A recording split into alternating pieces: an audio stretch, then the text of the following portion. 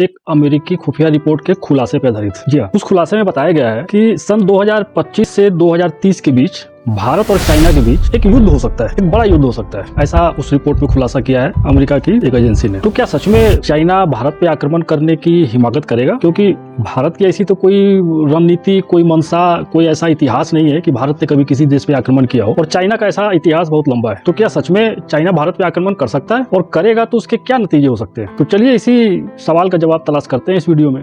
Hello, नमस्कार, कैसे हो आप सब कुशल मंगल से रहो, आनंद में रहो, स्वस्थ रहो, मस्त रहो, यही कामना करता हूँ मैं। दोस्तों, चाइना एक ऐसा देश है जो अपने आजादी के बाद से ही अपने देश से जितनी भी दूसरे देश की सीमाएं सटी है, लगभग 14 देश ऐसे हैं जिसका बॉर्डर चाइना से मिलता है, और सभी देशों के साथ चाइना का एक लंबा विवाद का इतिहास रहा है। भारत भी उसमें से एक है। चाहे वो लैंड बॉर्डर हो या सी बॉर्डर हो, चाइना सारे देशों के साथ इस विवाद में शुरू से पड़ा हुआ है।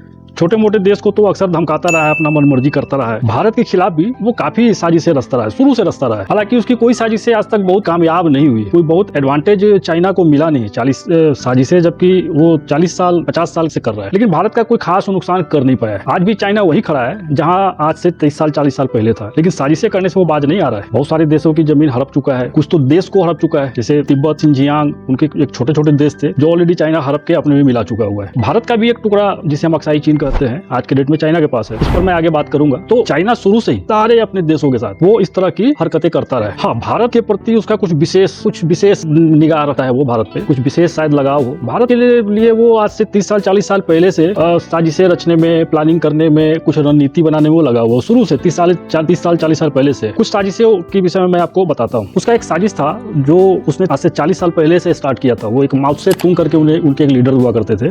उन्होंने भारत को लेकर एक नीति बनाई थी। साजिश बोलिए उसको, वो तो नीति कहते हैं, मैं उसे साजिश ही कहूंगा। एक नीति वो थी पाम एंड 5 फिंगर। पाम मतलब हथेली, और 5 फिंगर यानी हथेली से जुड़े 5 उंगलियां। ये उनका एक कोड वर्ड था, और इसका मतलब ये था, पाम को उन्होंने तिब्बत से जोड़ा। उस समय तक चाइना ने तिब्बत को हथियार लिया, वो उसके अधिकार क्षेत्र में आ चुका था तिब्बत। तो तिब्बत को माओ त्से तुंग ने चाइना के दाहिने हाथ की हथेली माना। उसका कहना था कि तिब्बत चाइना की दाहिने हाथ की हथेली है, लेकिन अभी सिर्फ हथेली है, 5 उंगलियां अभी जुड़ी नहीं है। 5 उंगलियां को इस हथेली से जोड़ना है। कौन सी है वो 5 उंगलियां? तो उसमें था वो सबसे पहले लद्दाख, भूटान, नेपाल, सिक्किम और अरुणाचल प्रदेश। इस 5 क्षेत्र को वो तिब्बत से जोड़ने के लिए, क्योंकि वो इस 5 क्षेत्र को तिब्बत का ही, साउथ तिब्बत का एक हिस्सा मानता है, आज भी मानता है, और शुरू से वो ये मानता चला रहा है कि ये 5 एरिया जो है वो तिब्बत का क्षेत्र है, इसे तिब्बत के साथ आना चाहिए, मतलब चाइना के साथ आना चाहिए। ये साजिशें उसे बहुत शुरू से वो कर रहा है। और इस 5 क्षेत्र को अगर वो तिब्बत के साथ जोड़कर बोले तो चाइना के साथ जोड़ के उसको एक और फायदा मिल रहा था। वो फायदा था, वो नॉर्थ ईस्ट के जो देश है, दूसरे देश है,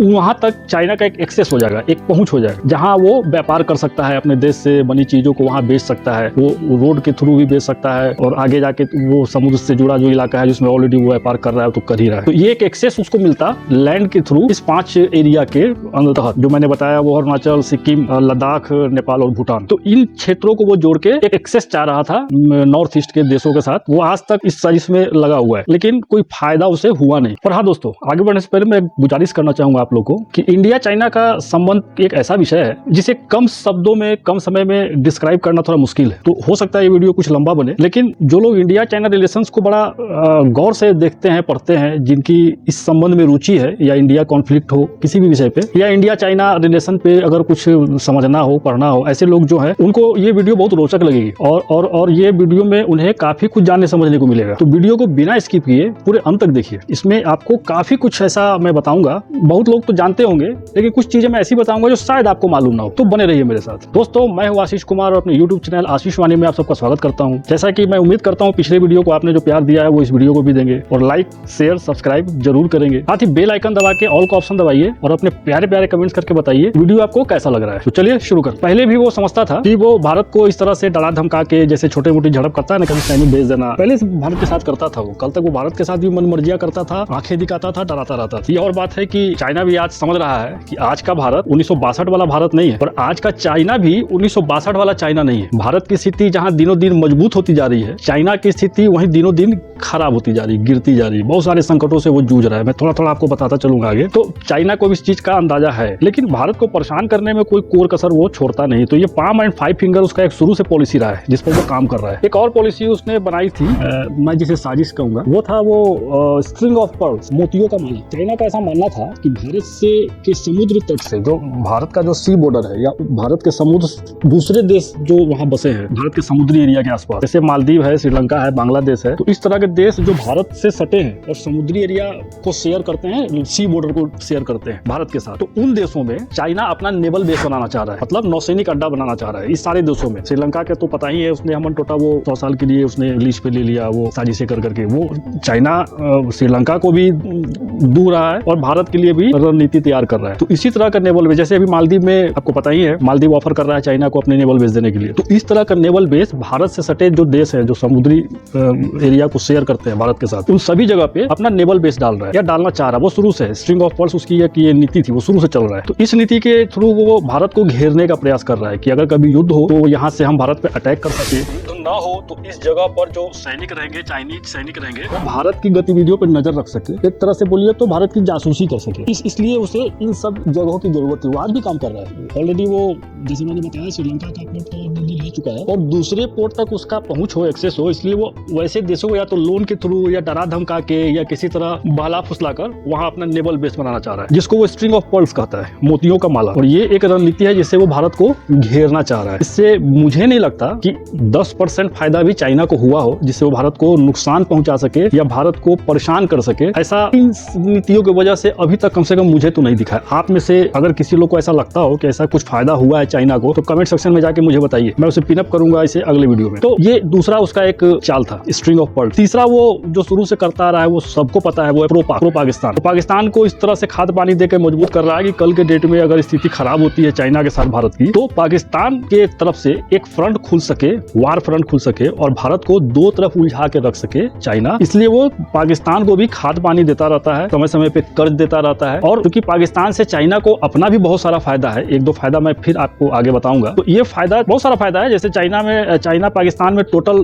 ट्रेड का काम चाइना ही कर रहा है। जितनी भी चीजें आज के डेट में पाकिस्तान में बिक रही हैं, वो सब चाइनीज मेड है। तो वो चाइना वहाँ माल बेचता है, प्रॉफिट कमा रहा है, ये फायदा तो उसको है ही है। साथ ही युद्ध की स्थिति में या बुरे दिन आए उस स्थिति के लिए वो पाकिस्तान को भी तैयार कर रहा है। ये आज से नहीं कर रहा है, ये वो 1960-62 से ही कर रहा है। खासकर जब से 1962 से जो हमारी युद्ध हुई चाइना की, उसके बाद तो वो पूरी तरह प्रो पाकिस्तान हो गया है। पाकिस्तान को यूज कर रहा है, बिल्कुल यूज कर रहा है, लेकिन एक चैलेंज तो खड़ा कर ही रहा है इंडिया के अगेंस्ट। तो ये सब जो साजिशें हैं चाइना की, ये वो शुरू से कर रहा है अगेंस्ट इंडिया। तो क्यों कर रहा है? एक सवाल उठता है, आपके भी मन में सवाल उठता होगा कि आखिर ऐसा चाइना कर क्यों रहा है, क्यों, उसका मंशा क्या है, क्यों वो भारत से बार बार भिड़ने की कुछ तरकीबें खोजता रहता है, क्यों भारत के साथ लड़ने के लिए हमेशा सामने से आकर तो वो लड़ नहीं पा रहा है। आपने देखा ही है वो गलवान उलवान के बाद जो छोटी मोटी झड़पें हुई है, वो जो हाथापाई हुई है चाइनीज और हमारे सैनिकों के बीच में, और उसका क्या हश्र हुआ है सारी दुनिया ने देखा है। तो चाइना को इस बात का अब एहसास है कि सीधे भिड़ने से उसे घाटा हो सकता है, इसलिए वो इधर उधर से कुछ ऐसा कर रहा है भारत को घेरने के लिए कि भारत का फोकस उधर बटे और चाइना को एक एडवांटेज मिले और वो फिर भारत पे अटैक कर सके। ये एक कारण है। लेकिन एक जो इसका मूल कारण है, क्यों चाइना इंडिया से बुरी तरह एकदम क्षुब्ध है, एकदम गुस्साया हुआ है, त्रस्त है, वो इंडिया से बुरी तरह एकदम परेशान है आज के डेट में। क्या वजह है? तो दोस्तों वजह है डर। जी हाँ, डर, भारत से डर, भारत का डर। उसे अच्छी तरह पता है कि भारत की स्थिति दिन पर दिन न सिर्फ मिलिट्री पॉइंट ऑफ व्यू से बल्कि इकोनॉमिक पॉइंट ऑफ व्यू से, पॉलिटिक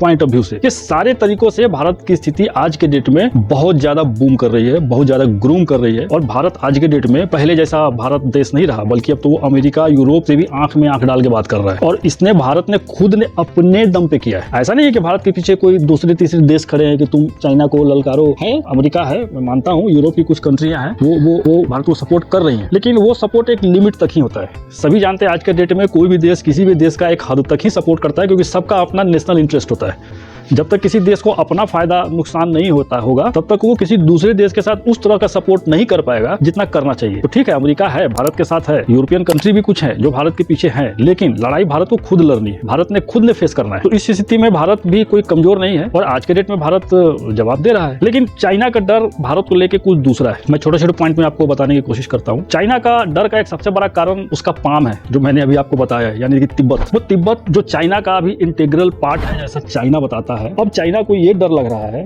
कि भारत की स्थिति जिस तरह से मजबूत हो रही है, कहीं वो तिब्बत को चाइना से आजाद न करा ले। आपने सुना होगा आज से करीब 1-1.5 साल पहले तिब्बत को आजादी को लेकर एक बिल अमेरिका के संसद में भी पास हुआ है। अमेरिका ने भी माना है कि तिब्बत को आजाद होना चाहिए। तिब्बत एक आजाद देश था, तो तिब्बत की आजादी होनी चाहिए। अमेरिका के संसद में ये बिल पास हुआ है और अमेरिका ये बिल पास कराया ड्यू टू सिर्फ और सिर्फ भारत के वजह से, क्योंकि अमेरिका को पता है कि वो खुद तो आगे चाहिए तिब्बत को आजाद कर नहीं सकता है, वहाँ लड़ नहीं सकता, तो वहाँ उसे तिब्बत की आजादी के लिए भारत का एक मजबूत सपोर्ट की जरूरत पड़ेगी। और भारत ऑलरेडी चाइना के साथ विवाद में है, युद्ध तो नहीं कहूंगा बट लड़ाई में है, तो ये चीज प्लस करेगा। चाइना को भी पता है कि फ्रंट पे अगर भारत आगे आता है, पीछे से अमेरिका या दूसरा देश उसकी मदद करते हैं, तो तिब्बत उसके लिए एक थ्रेट हो सकता है। दूसरा डर चाइना को भारत की बढ़ती ताकत का ही है। वो तो दुनिया में चाह रहा है कि मैं सुपर पावर बनूं, मतलब हम सुपर पावर बने, चाइना ऐसा सोचता है। वो अमेरिका से टक्कर देने की बात सोच रहा है, वो अपने आप को अमेरिका के इक्विवेलेंट समझता है। वो समझ रहा है कि अब अमेरिका दुनिया को न लीड करे, अब चाइना दुनिया को लीड करे। उसकी सोच तो वहां तक है, लेकिन कम से कम एशिया में कोई उसको चैलेंज करने वाला न रहे, ये तो वो श्योर करना चाहता है। और एशिया में उसको चैलेंज करने के लिए सिर्फ और सिर्फ एक देश ही है,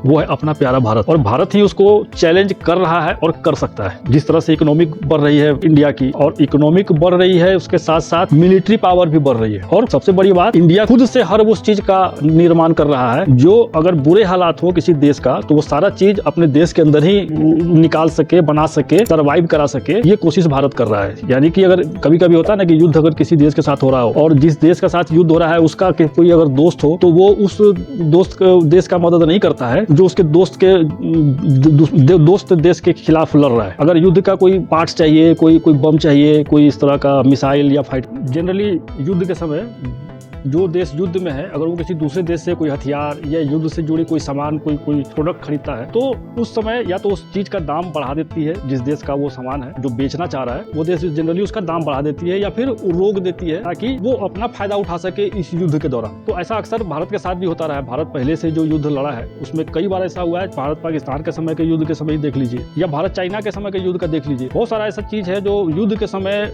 दूसरे देश जिससे हम खरीदना चाह रहे हैं वो उसका प्रोडक्शन रोक देती है या सेल रोक देती है। लेकिन अब स्थिति बदली। अब आज के डेट में भारत खुद चूंकि सारा चीज बना रहा है, तो ये डर भी अब भारत के पास नहीं है कि युद्ध के समय कोई देश हमारे साथ ब्लैकमेल कर सकता है। चाइना को भी ये बात पता है, वो समझ रहा है। प्लस चाइना के साथ और भी कई सारी प्रॉब्लम। चाइनीज सेना में भी भ्रष्टाचार बहुत ज्यादा फैला हुआ है। आप एक रिपोर्ट आप लोगों ने भी देखी होगी, जिस मिसाइल का नाम लेकर वो भारत को और दुनिया को डराता रहा है कि हमारे पास ये है, चाहे हमारे पास बहुत खतरनाक एडवांस लेटेस्ट मिसाइल है। अभी एक रिपोर्ट आया, देखिए अमेरिकी रिपोर्ट है, ये चाइना के मिसाइलों में ईंधन की जगह पानी भरा हुआ है। बोलो ये कर रहा है। ऐसा नहीं है कि चाइनीज गवर्नमेंट कर रही है, चाइनीज गवर्नमेंट तो प्रॉपर पैसा भी रिलीज कर रही है, परमिशन भी दे रही है, अपने आप व्यवस्था इंफ्रास्ट्रक्चर सारा तैयार कर रही है कि हमारे प्रोडक्ट बेहतर हो। लेकिन अब इसका क्या करोगे? चाइनीज सेना में ही भ्रष्टाचार फैला हुआ है। चाइनीज सेना के जनरल खुद इस तरह का काम कर रहे हैं। 9 जनरल पिछले 1.5-2 सालों में चाइना ने बदला है। अपने सैनिकों पर भरोसा नहीं है उन्हें। चाइनीज सेना आपस में ही उलझी हुई। चाइनीज सेना के साथ एक और प्रॉब्लम क्या है ना, लंबा युद्ध नहीं लड़ सकती वो। जैसे अभी यूक्रेन रूस का युद्ध चल रहा है, आप लोग देख ही रहे हो, 2 साल हो गया युद्ध का लड़ाई में। और इजराइल और हमास का युद्ध चल रहा है। इजराइल तो चलो फिर भी देश है, हमास तो छोटा सा एक पिद्दी सा संगठन है, आतंकवादी संगठन है। वो लड़ाई 6 महीने से चल रहा है। आर्मेनिया अजरबैजान का लड़ाई पिछले बीच में बंद होता है, फिर स्टार्ट हो जाता है। वो भी लगभग 2-2.5 साल से ऊपर से चल रहा है। तो आज का युद्ध शॉर्ट पीरियड का युद्ध नहीं होता है, वो लंबे समय का युद्ध होता है। चाइनीज सेना इसे अफोर्ड नहीं कर सकती। क्यों? आपको याद होगा, आज से 40-50 साल पहले चाइनीज गवर्नमेंट ने एक पॉलिसी बनाया था, 1 चाइल्ड पॉलिसी। अपने बढ़ती जनसंख्या को कम करने के लिए या रोकने के लिए उसने एक नया रूल बनाया, एक कानून बनाया कि अब हर पति पत्नी एक ही बच्चा पैदा कर सकते हैं। 1 चाइल्ड पॉलिसी। दूसरा बच्चा पैदा करने की इजाजत चाइना में नहीं थी। तो नतीजा क्या हुआ? आज के डेट में चाइना में जितने भी लोग हैं, मतलब जितने माँ बाप हैं, उनके एक ही संतान है, चाहे वो बेटी हो या बेटा हो। बेटी चूंकि सेना में आती नहीं, और बेटा जो है वो सेना में जाना चाहते नहीं, क्योंकि वो इकलौता है। उनका पालन पोषण उसी हिसाब से हुआ है, बचपन से उसी तरह से पले बढ़े हैं। तो उनका जो फोकस है, उनका जो एक मेंटालिटी है, वो सेना में जाने वाली नहीं है, वो अय्यासी वाली है, वो मौज मस्ती वाली है। तो ये जो भावना है वहाँ के जो लोगों में है कि मैं सेना में नहीं जाऊंगा, मैं दूसरा काम करूंगा, तो जब तक भावना आपके अंदर में लड़ाई वाली नहीं आएगी, आप देश के लिए नहीं लड़ना चाहोगे, आप युद्ध नहीं जीत सकते हो। ऐसे भी चाइना के जो सेना है वो देश के लिए की सेना नहीं और देश के लिए नहीं लड़ती है। चाइना की सेना सभी जानते हैं कि अपने देश की पार्टी के लिए लड़ती है, जो रूल कर रही होती है, CCP, चाइनीज कम्युनिस्ट पार्टी। तो चाइना की सेना अपनी पार्टी के प्रति लॉयल है, रेस्पॉन्सिबल है। हमारे देश के साथ में जो सेना है वो उसके साथ ऐसा नहीं है। वो बीजेपी कांग्रेस की सेना नहीं है, वो भारत की सेना, राष्ट्रपति हेड करते हैं हमारे देश की सेना को। राष्ट्रपति किसी पार्टी के होते नहीं है। राष्ट्रपति प्रधानमंत्री को ऑफर करते हैं कि वो देश हित के लिए सेना का यूज कर सकते हैं। तो जिस समय कोई संकट हो, जब सेना की जरूरत हो, और उस समय प्रधानमंत्री के पद पर जिस पार्टी के लोग बैठे होते हैं वो उसको हैंडल करते हैं राष्ट्रपति के परमिशन से। चाइना में ऐसी बात नहीं है। चाइना में पार्टी ही सर्वोपरि है और पार्टी के जो मुखिया हैं वो देश के राष्ट्रपति हैं। वो अपने हिसाब से सेना को कभी भी, कहीं भी, किसी भी काम के लिए यूज़ कर सकते हैं। इंडिया में ऐसी बात नहीं है। इंडिया में संसद में पास कराना पड़ता है कानून, मैटर रखना पड़ता है, संसद से परमिशन लेनी पड़ती है, देश को बताना पड़ता है और फिर जाके राष्ट्रपति से मंजूरी मिलती है तो सेना का यूज देश हित के लिए प्रधानमंत्री कर सकते हैं। सेना में जो भावना की बात मैंने बताया अभी थोड़ी देर पहले, वो भावना सेना के अंदर बहुत मैटर करता है। युद्ध के समय कोई सेना अपने पार्टी के लिए लड़ रही है, कोई सेना अपने मातृभूमि के लिए लड़ रही है। दोनों के भावना, दोनों के जज्बा में जमीन आसमान का अंतर होता है। हमारे देश की सेना मातृभूमि के लिए लड़ती है, वो किसी पार्टी के लिए नहीं लड़ रही है, राष्ट्रपति प्रधानमंत्री के लिए नहीं लड़ रही है, वो अपने देश की जमीन के लिए, देश की मिट्टी के लिए लड़ रही है, देश के लोगों के लिए लड़ रही है। तो ये बहुत बेसिक अंतर है जो चाइना और पाकिस्तान, चाइना और इंडिया के सेना के बीच में, या दुनिया के किसी भी देश की सेना और भारत की सेना के बीच में एक जबरदस्त अंतर होता है। आप अगर सर्च करेंगे तो पूरे दुनिया में दो ही देश की सेना, मैंने इससे पहले वाली वीडियो में आपको एक बताया था, दो ही देश ऐसा है पूरे दुनिया का जिसकी सेना देश के लिए लड़ती है। पहला अमेरिका, दूसरा अपना इंडिया। तो ये एक बहुत बड़ी चीज़ है, बहुत बड़ी बात होती है। दूसरे में चलिए मान लेते हैं थोड़ी देर के लिए कि किसी तरह से भारत और चाइना के बीच में युद्ध स्टार्ट होता है। चलिए मान लेता हूँ मैं। ऐसे मेरे को लगता नहीं कि चाइना इंडिया से लड़ने का दुस्साहस करेगा, लेकिन चलिए थोड़ी देर के लिए मान लेते हैं। तो युद्ध होगा कहाँ? एक चक सवाल है। युद्ध करने के दो ही जगह है जहाँ से चाइना इंडिया के साथ भिड़ सकता है। एक है सी, समुद्र के रास्ते से, दूसरा है लैंड, जमीन के रास्ते से। समुद्र के रास्ते से लड़ने के लिए चाइना को अपना युद्धपोत, अपना नौसेना इंडियन ओशन में भेजना पड़ेगा। इंडियन ओशन में भारत क्वाड ग्रुप का सदस्य है। इसमें 4 देश हैं, अमेरिका, जापान, ऑस्ट्रेलिया और इंडिया। और ये चारों देश की नौसेना इंडियन ओशन में रहती है, वो गश्त करती है। आपको याद होगा गलवान के समय भी चाइना ने अपना युद्धपोत इंडियन ओशन में इंडिया के खिलाफ दबाव बनाने के लिए भेजा था, जब गलवान की घटना हुई थी 2020 में। तो उस समय अमेरिका का एक युद्धपोत इंडियन ओशन में समय पे पहुंचा था, वो भी गश्त पे था और इंडियन ओशन में वो पहुंच गया था, जिसका नतीजा ये हुआ कि चाइना की जो नौसेना वो इंडियन ओशन में आने की कोशिश कर रही थी, वो रुक गई। वो जहाँ थी वही रुक गई क्योंकि अमेरिका का युद्धपोत इंडियन ओशन में विचर रहा था, भ्रमण कर रहा था, वो अपने गश्त पे था, ड्यूटी पे था। तो चाइना की सेना इतनी हिम्मत नहीं कर सकी कि वो अमेरिका के युद्धपोत के सामने अपने युद्धपोत को उतार के उसके साथ भिड़ सके। अभी तो सिर्फ अमेरिका और इंडिया की बात है, जब क्वाड की बात होगी तो जापान का नौसेना भी रहेगा और ऑस्ट्रेलिया का नौसेना भी रहेगा। तो 4 देशों की नौसेना से भिड़ने की ताकत, भले आज के डेट में नौसेना के मामला में चाइना दुनिया का नंबर 1 देश है, युद्धपोत और सबमरीन भी चाइना के पास दुनिया में सबसे ज़्यादा है, लेकिन एक देश के नौसेना से लड़ना और 4 देश के नौसेना से लड़ना मायने रखता है। तो इस लिहाज से मुझे नहीं लगता कि समुद्र के रास्ते चाइना भारत पे दबाव बनाने के लिए कोई कोशिश करेगा या अपना युद्धपोत भेजेगा या नौसेना का कोई भी जहाज वगैरह भेजेगा। अभी तो वो जासूसी करने के लिए इंडियन ओशन से क्रॉस करता रहता है, कभी श्रीलंका भेजता है, कभी मालदीव भेजता है। जब इंडिया किसी मिसाइल का टेस्ट करने के लिए जब बॉटम जारी करता है तो उस दरमियान चाइना अपने एक जासूसी जहाज को चुपके चोरी से कभी श्रीलंका के थ्रू, कभी मालदीव के थ्रू इंडियन मिसाइल को चेक करने के लिए, उसकी जासूसी करने के लिए वो उधर घूमता रहता है। तो ओशन, समुद्र से लड़ाई हो इसकी संभावना बहुत कम है। फिर लड़ाई होगी कहाँ? तो लड़ाई होगी जमीन पे। जमीन किधर है? वो है हिमालय क्षेत्र, यानी LAC और लद्दाख का एरिया जो है, तो वो एरिया है जहाँ पे लड़ाई हो सकता है, जहाँ चाइना की सेना अटैक कर सकती है या उसके जो फाइटर प्लेन्स हैं, जो उसकी वायुसेना है, एयरफोर्स है, वो उसी रास्ते से इंडिया की तरफ अटैक कर सकती है। 62 में भी यही रास्ता था, 62 में भी चाइना इसी रास्ते से इंडिया पर अटैक किया कि उस समय हमारी इंफ्रास्ट्रक्चर कमज़ोर थी, तैयारी कमज़ोर थी, हम तैयार नहीं थे, इस वजह से चाइना अपनी मनमानी कर गया। लेकिन अब ऐसा नहीं है।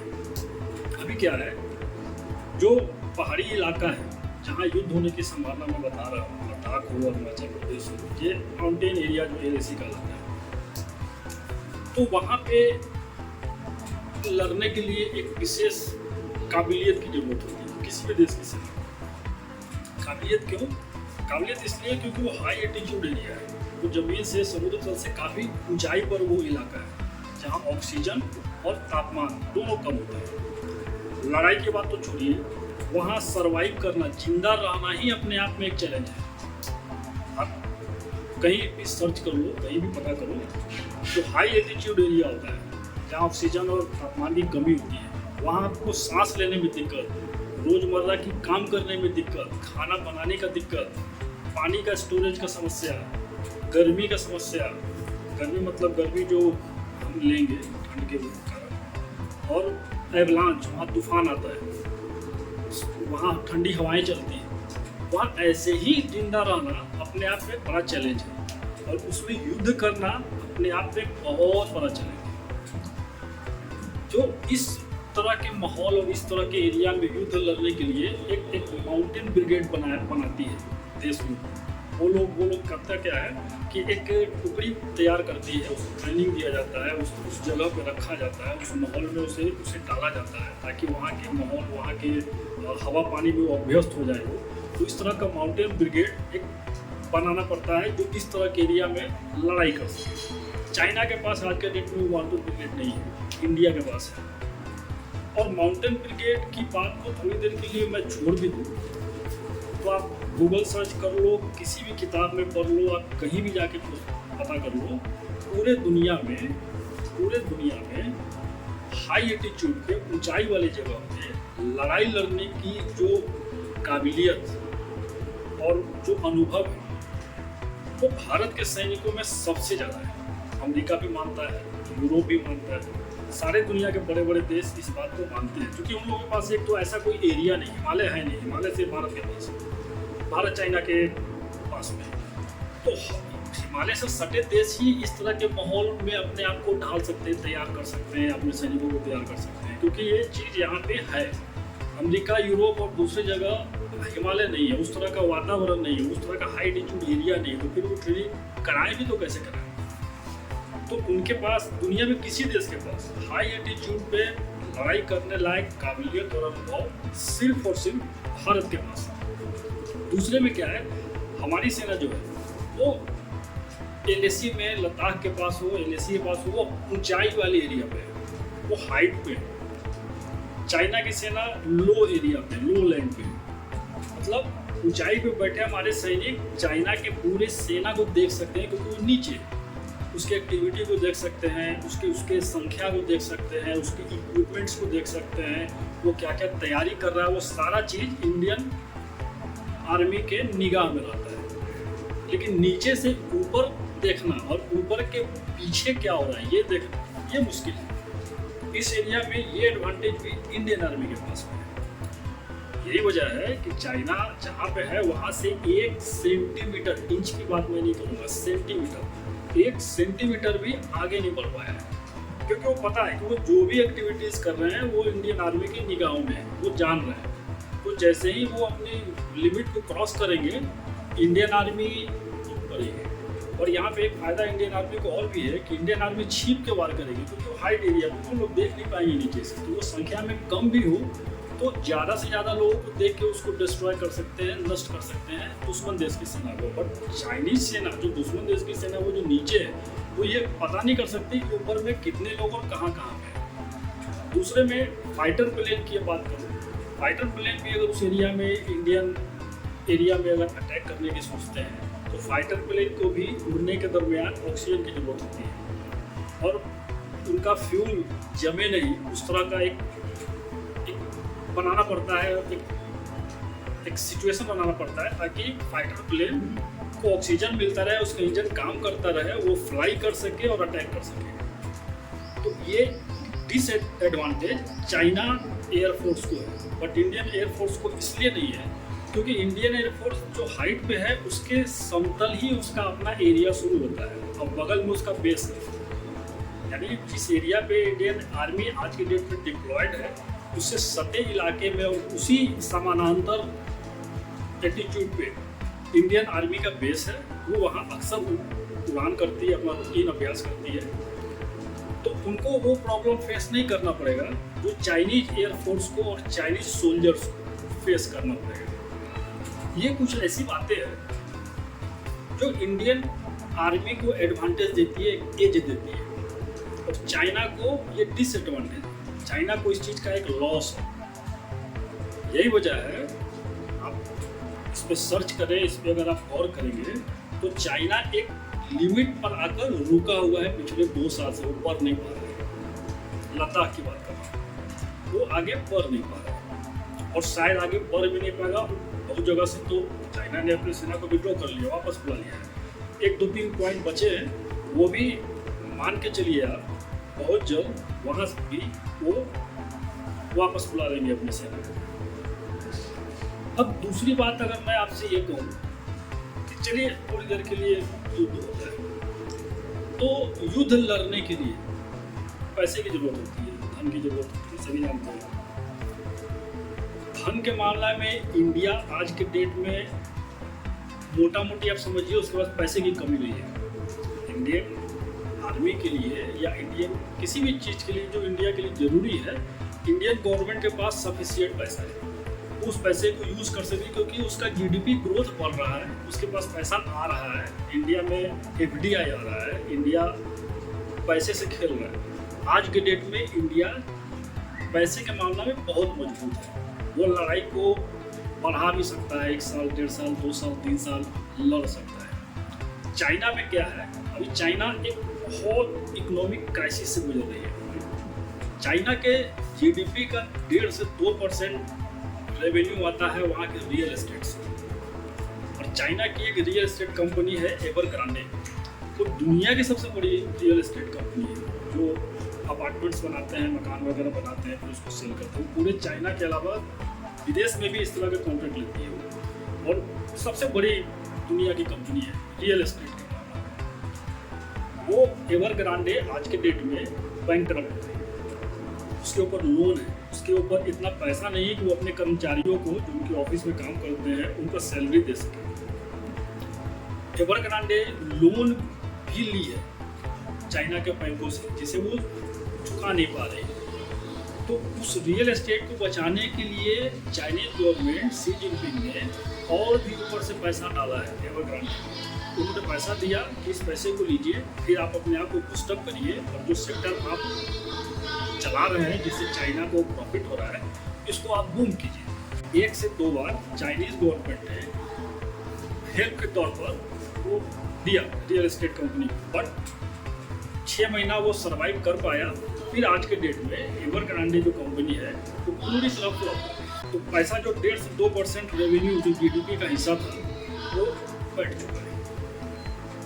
बैंक की बात करें, चाइना का बैंक वो बैंकरप्ट हो रहा है। चाइना का बैंक तेजी से बंद होता जा रहा है, गिरता जा रहा है, उसका टर्नओवर कम हो गया है। यानी कि आज के डेट में चाइना के पास खुद के काम के लिए पैसा नहीं है। इसका एक वजह तो ये भी है कि जो दुनिया भर के देशों को चाइना ने जो लोन बांटा है वो इन्हीं बैंकों से लेकर दिया है।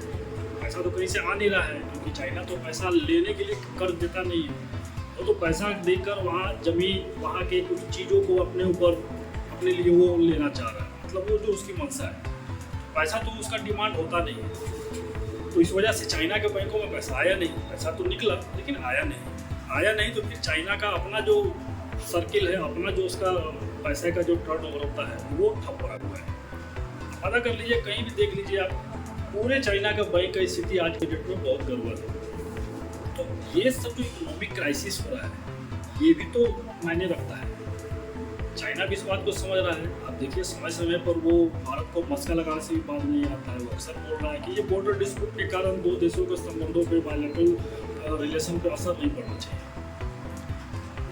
भारत ने तो ऐसा कभी नहीं कहा। भारत तो शुरू से स्टैंड लेके बैठा है कि भाई जब तक आप बॉर्डर डिस्प्यूट नहीं क्लियर करोगे हमारे संबंध ठीक नहीं होंगे। और भारत उसके बाद देख ही रहे, आपको पता ही है कितने सारे चाइनीज़ ऐप्स को बंद किया गया, चाइनीज़ इन्वेस्ट को रोका गया। जो पहले से इन्वेस्टमेंट है चाइना में बस वही चल रहा है। फिर सारा इन्वेस्टमेंट जो चाइना से एफडीआई के तौर पर इंडिया में आना था, इंडिया ने उसको ब्रेक कर दिया है। तो ये सब सिचुएशन ऐसा है जो चाइना को लड़ाई के लिए इनकरेज नहीं करता है। लड़ाई के लिए इन सब चीज़ों का बहुत मायने रखता है। एक ताज़ा खबर मैं आपको सुनाता हूँ। चाइना का जो लेटेस्ट एयरक्राफ्ट है J-60, जिससे वो स्टेल्थ बनाता है और पूरे दुनिया में वो हल्ला कर रहा है कि इससे बेहतर फाइटर प्लेन स्टेल्थ विमान 5th जनरेशन का विमान अमेरिका और रूस के पास भी नहीं, जबकि उन्हीं के टेक्निक से चोरी करके बनाया गया, चाइना में बना है। प्लेन तो पूरा चाइना ने अपना बना लिया, बट उसमें जो इंजन लगता है वो चाइना नहीं बना पाया। तो उसका इंजन है वो रूस से ले रहा है, जिसे वो J-16 में फिट करके वो पूरा कंप्लीट तैयार करता है अपना फाइटर प्लेन। वो जो इंजन है जो वो रूस से लेता है, रूस चूँकि अभी युद्ध में है, इस वजह से उस इंजन का जो मैन्युफैक्चरिंग है वो रूस में भी बंद है। चाइना और पाकिस्तान दोनों ने कहा कि इसका जो आप टेक्निक है वो हमें दे दीजिए और परमिशन दे दीजिए, इंजन हम खुद अपने देश में बना लेंगे। बट रूस ने चाइना को नहीं दिया।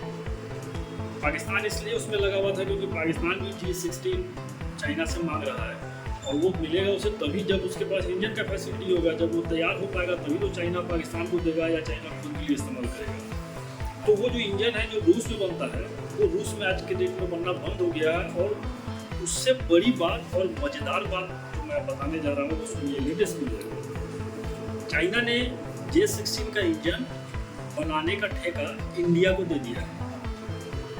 जी हाँ, वो इंजन जो J-16 में यूज़ होता है, जो 5th generation fighter plane China का लेटेस्ट एडवांस फाइटर प्लेन है, उसमें जो इंजन लगता है वो अब इंडिया में मैन्युफैक्चर, यानी अब इंडिया के ऊपर है कि वो इंजन, क्योंकि वो इंजन इंडिया के भी फाइटर प्लेन और भी दूसरे फाइटर प्लेन में यूज़ होता है, तो इसलिए वो इंडिया अपने यहाँ इस काम को लाया है ताकि वो जो अपने पुराने फाइटर प्लेन है उसको अपग्रेड कर सके, ये इंजन बना के उसमें लगा के उसका पावर इन्हांस कर सके, उसमें कुछ और फीचर जोड़ सके। जो MiG-21 का पुराना विमान जो हमारे पास है उसको अपग्रेड करने के लिए जो इंजन चाहिए, इसलिए वो इंजन रूस में नहीं बन रहा था तो इंडिया ने अपने देश में उसका मैन्युफैक्चरिंग स्टार्ट कर दिया है।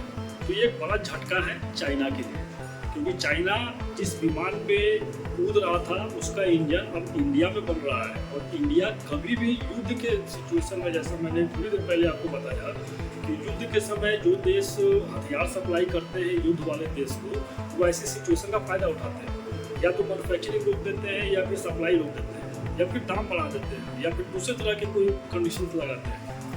यही काम इंडिया कर सकता है अगेंस्ट चाइना। तो करेगा ही, क्यों नहीं करेगा? जब हमारे देश पे आप लड़ाई थोप रहे हो और हमारे देश का बना इंजन लेकर आप उन पर अटैक करोगे, कोई देश नहीं चाहेगा। तो ये एक तुरुप का इक्का इंडिया के पास। जहाँ तक लड़ाई की बात है दोस्तों, अभी देखिए हाल में ही पाकिस्तान में चाइना के 5 इंजीनियर्स मारे गए। वहाँ के लोकल ट्रूप्स जो वहाँ के रिबेल हैं, वहाँ के बागी हैं, जिनका संसाधन, जिनका जमीन, जिनके घर के लोगों को पकड़ के चाइना और पाकिस्तान अपने काम निकाल रहा है या अपने यहाँ ले जा रहा है। तो ये जो शोषण कर रहा था वहाँ के जो लोकल कुछ एरिया में, तो वहाँ के जो रिबेल्स हैं वो आए दिन चाइना के इंजीनियर्स को और दूसरे लोगों को, अभी ताज़ा घटना देख लीजिए, कुछ दिन पहले 6 सैनिकों को मारा है तो पाकिस्तान में लोकल ट्रूप्स नहीं, चाइना के। तो लोकल ट्रूप्स को तो चाइना संभाल नहीं पा रहा है। दूसरे में चाइना ने एक अनाउंस किया है कुछ दिन पहले कि अगर जो रूस की लड़ाई चल रही है यूक्रेन के साथ और उसमें नाटो और अमेरिका इन्वॉल्व होने वाले हैं, तो चाइना ने ये एक ऐलान किया है कि अगर नाटो रूस पे हमला करता है तो चाइना की सेना रूस की तरफ से नाटो से लड़ेगी। यानी कि एक लड़ाई उसने भारत के साथ छेड़ रखा है, एक लड़ाई ताइवान के साथ उसने छेड़ रखा है और अपनी सेना को रूस की तरफ से लड़ने के लिए तैयार कर रहा है या अनाउंस कर चुका है। तो एक साथ इतने पाँव पे पैर रख दिया है चाइना ने, उसका डूबना तय है। एक अकेला भारत को संभाल नहीं सकता। वो रूस की तरफ से भी लड़ेगा और ताइवान को लेकर तो उसने डेडलाइन कर रखा है, अनाउंस कर रखा है कि भाई आने समय तक हमें ताइवान को अपने अंदर में ले लेना है। ये सारा काम एक साथ तो नहीं कर सकता है चाइना, ये सभी जानते हैं। तो मुझे नहीं लगता कि चाइना भारत से गिरने का दुस्साहस करेगा, मेरे को नहीं लगता। बट चलिए 30% मैं मान भी लेता हूँ कि अगर ऐसा हो तो फिर मैं वही कहूँगा कि अगर ऐसा चाइना कोशिश भी करेगा तो चाइना टूट जाएगा। चाइना फिर से अपने वो आज़ादी के समय का जो उसका पोजिशन था वहाँ पहुँच जाएगा। इंडिया से लड़ना भिड़ना और ख़ासकर तब जब इंडिया पलटवार करने को तैयार बैठा है।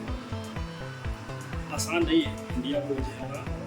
बड़े बड़े देश नहीं आज के डेट में कोशिश कर रहे हैं इंडिया से लड़ने का। चाइना की मिसाल क्या है, वो जो भी है दिखाने पर है, अंदर कुछ नहीं है। बाहर के वो दिखाने के लिए अपने आप को बड़ा होता नहीं, छोटा मोटा पक्षी जो जब उस पर जान पे पड़ता है तो पूरा शरीर को फैला के दिखाता है कि भाई मैं छोटा नहीं, मैं बहुत बड़ा, मेरे से लड़ोगे तो मैं तुम्हें खा जाऊँगा, मैं तुम्हें हरा दूँगा, दिखाने की कोशिश करता है, जो कि होता नहीं है वस्तुतः वो। सेम चीज़ चाइना के साथ। तो मैं नहीं मानता कि ये लड़ाई हो सकती है, लेकिन क्योंकि अमेरिका का बहुत भी दावा है। चलिए देखते हैं क्या होता है और क्या हो सकता है। तो आप निश्चिंत रहिए, अपने अपने काम में रहिए, मज़े करिए। ऐसा कोई खतरा भारत के ऊपर अभी दूर दूर तक नहीं है। हमारे देश की सरकार चौकन्नी है, हमारे देश की सेना चौकन्नी है, और सबसे बड़ी बात हम जैसे जो भारत के नागरिक हैं वो भी चौकन्ने। अगर समय पड़ा तो हम लोग भी वोट देंगे, उसकी जरूरत नहीं है। तो मुझे उम्मीद है कि जो मैंने आपको बताया ये आपको काफ़ी रोचक लगा होगा, जानकारी आपको अच्छा लगा होगा। अगर अच्छा लगा तो प्लीज़ लाइक करिए, सब्सक्राइब करिए, लोगों में शेयर करिए, लोगों को बताइए ये जो घटनाक्रम अभी हुआ है कुछ दिन पहले और जो हो रहा है या होने वाला है, उसमें भारत का रुख क्या होगा, भारत क्या कर सकता है। तो वीडियो को फैलाइए और मुझे सपोर्ट कीजिए ताकि मैं इसी तरह की जानकारी आपके लिए लेकर आगे भी आता रहूँ और आपको ध्यान रखना। वीडियो कैसा लगा मुझे ज़रूर कमेंट करके बताइए, और फिर से कहूँगा लाइक शेयर सब्सक्राइब करिए। चलिए फिर मिलते हैं अगले वीडियो में किसी नए टॉपिक के साथ। तब तक के लिए